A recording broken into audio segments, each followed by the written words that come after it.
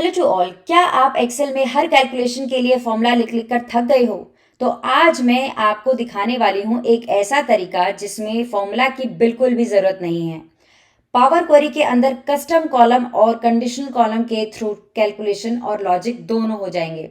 हाँ, इस डेमो में हम इनिशियली मेसी डेटा का यूज़ करेंगे जिसमें कुछ नॉट एप्लीकेबल और ब्लैंक्स हैं, ताकि आप रियल वर्ल्ड सिनेरियो भी सीख सको। तो अगर आपको ये सैम्पल डेटा चाहिए तो वीडियो की डिस्क्रिप्शन में मैं लिंक डाल दूंगी, और या फिर आप कमेंट करके भी मुझसे मांग सकते हैं। तो यहाँ पर मेरे पास यहाँ पर एक डेटा सेट है जिसमें प्रोडक्ट है, कॉस्ट है, सेल्स है और रीजन है। कुछ वैल्यूज मिसिंग या नॉट एप्लीकेबल भी हैं, एग्जैक्टली वैसे ही जैसे ऑफिस में रॉ डेटा मिलता है। इसीलिए हम पहले थोड़ा सा डेटा को क्लीन कर लेंगे और फिर कैलकुलेशन और लॉजिक ऐड करेंगे। तो सबसे पहले हम अपने डेटा को कर देते हैं पावर क्वेरी में लोड। तो पावर क्वेरी में लोड करना अब आप सीख ही चुके होंगे, क्योंकि इतनी सारी वीडियो मैंने इस पावर क्वेरी पे मैं बना रही हूँ। तो सबसे पहला स्टेप हमारा यही होता है कि how to load your data in power query. तो इसके बाद अब हमारा हो चुका है डेटा लोड पावर क्वेरी में। आप सबसे पहले अपना हेडर चेक कर सकते हैं। मेरा हेडर बिल्कुल सही आया है, क्लीन आया है, क्योंकि अगर आप इसे चेक नहीं करेंगे तो कभी कभी क्या होता है कि हमारा जो कॉलम है वो ऑटोमेटिकली कॉलम 1 कॉलम 2 बन जाएगा। तो अब हम पावर क्वेरी में आ चुके हैं और यहाँ से सब कुछ ऑटोमेट होगा, कोई मैनुअल फॉर्मूला नहीं होगा। तो सबसे पहले हम क्या करेंगे, नॉट एप्लीकेबल वैल्यू को हैंडल कर लेते हैं। तो नॉट एप्लीकेबल जो वैल्यूज हैं हमारी, उसको मैं कर देती हूँ ब्लैंक में कन्वर्ट। तो ऐड कॉलम में नॉट एप्लीकेबल और ब्लैंक वाली जो हमारी वैल्यूज हैं उनको हम हैंडल कर लेते हैं। तो उसके लिए हमें जाना है सबसे पहले कॉस्ट पे। तो कॉस्ट पे मैं सेलेक्ट करती हूँ, पहले कॉस्ट की जितनी भी हमारी नॉट एप्लीकेबल वैल्यूज हैं उनको हम ब्लैंक में कन्वर्ट कर देते हैं।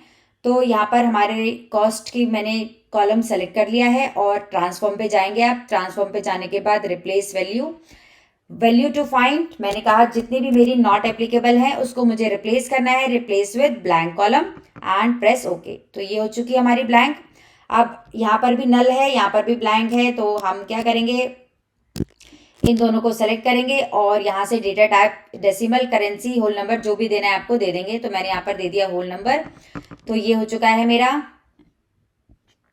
पूरा का पूरा सेट। जितने भी नॉट एप्लीकेबल थे वो रिमूव हो चुके हैं। तो मैंने अपने डेटा को जैसा मुझे चाहिए था क्लीन, मैंने क्लीन कर लिया है।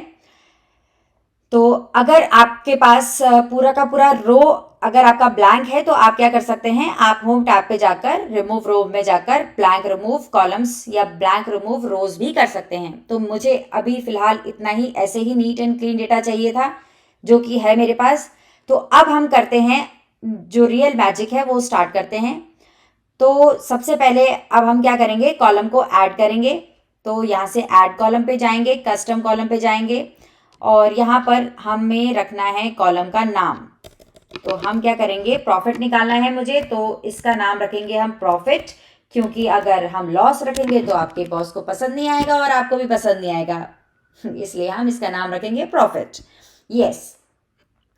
तो अब थोड़ा सा मजाक हो गया। अब हम स्टार्ट करते हैं। यहाँ पर फॉर्मूला बार हमारा आ चुका है, फॉर्मूला बॉक्स आ चुका है। तो यहाँ पर अब फॉर्मूला बॉक्स में हमें फॉर्मूला डालना है।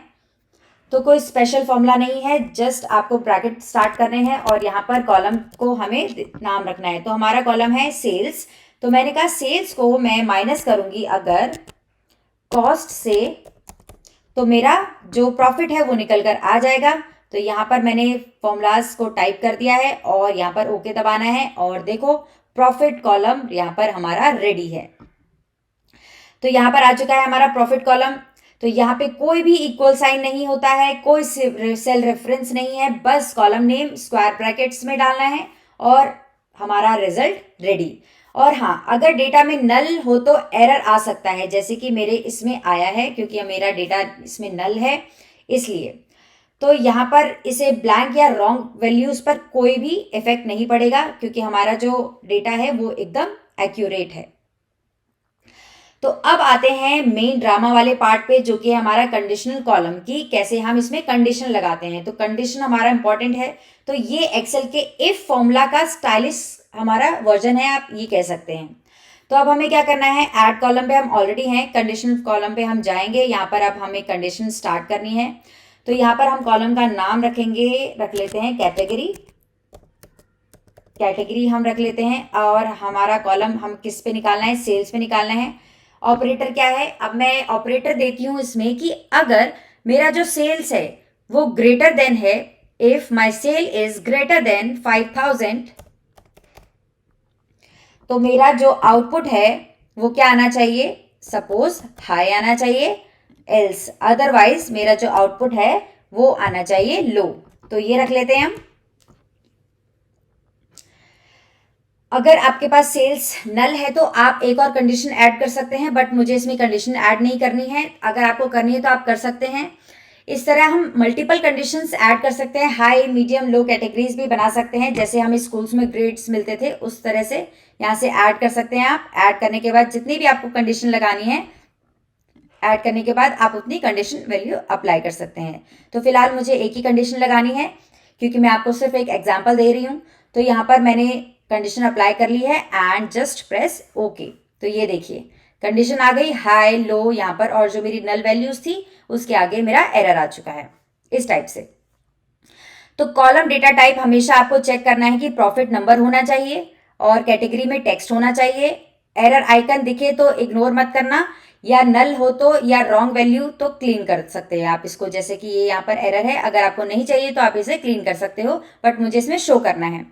तो कॉलम को रीनेम करना मत भूलना ताकि रिपोर्ट प्रोफेशनल लगे। तो यहाँ पर मैंने ऑलरेडी रीनेम कर लिया है इस टाइप से। अगर आपके पास, अगर आपने इसे रीनेम नहीं किया है, कोई कैटेगरी नेम यहाँ पर नहीं दिया है, कोई हेडिंग कॉलम नेम नहीं दिया है, तो वो आपको पता नहीं चलेगा कि आपका जो रिजल्ट आया है वो क्या आया है। तो इसलिए हेडिंग देना हमारा मस्ट है। तो चलिए अब हमारी रिपोर्ट रेडी है। अब रिपोर्ट को वापस एक्सेल में ले चलते हैं। तो यहाँ पर होम टैब में जाकर क्लोज एंड लोड दबाते हैं और ये आ चुका हमारा वापस एक्सेल में हमारा सारा डेटा। ये हो गया हमारा डेटा रेडी। अब इसको थोड़ा सा मैनेज कर लेते हैं, यहाँ पर सेट कर लेते हैं इस टाइप से। ये देखिए पूरा अच्छे से हमें दिख रहा है। तो ये देख सकते हैं आप, आपकी कैलकुलेशन परमानेंट हो चुकी है। डेटा बदल लो या फिर सोर्स फाइल अपडेट करो, बस रिफ्रेश दबाओ और रिपोर्ट ऑटो अपडेट हो जाएगी। तो कोई फॉर्मूला की टेंशन नहीं है। तो फ्रेंड्स आज हमने सीखा पावर क्वेरी में कस्टम कॉलम और कंडीशनल कॉलम के थ्रू कैलकुलेशन और लॉजिक कैसे लगाते हैं बिना फॉर्मूला के। मेन चीज है बिना फॉर्मूला के। तो साथ ही हमने मैसी डेटा को क्लीन करना भी सीखा, जो कि रियल लाइफ में सबसे ज्यादा यूजफुल स्किल है। अगर आपको ये सैंपल डेटा चाहिए तो आप डिस्क्रिप्शन में लिंक दिया है और या फिर कमेंट करके भी आप ले सकते हैं। तो वीडियो पसंद आए तो लाइक करना, शेयर करना और चैनल को सब्सक्राइब करना मत भूलना, और कमेंट में बताना कि नेक्स्ट आपको कौन से टॉपिक पे वीडियो चाहिए। तो मिलते हैं नेक्स्ट वीडियो में नेक्स्ट टॉपिक के साथ।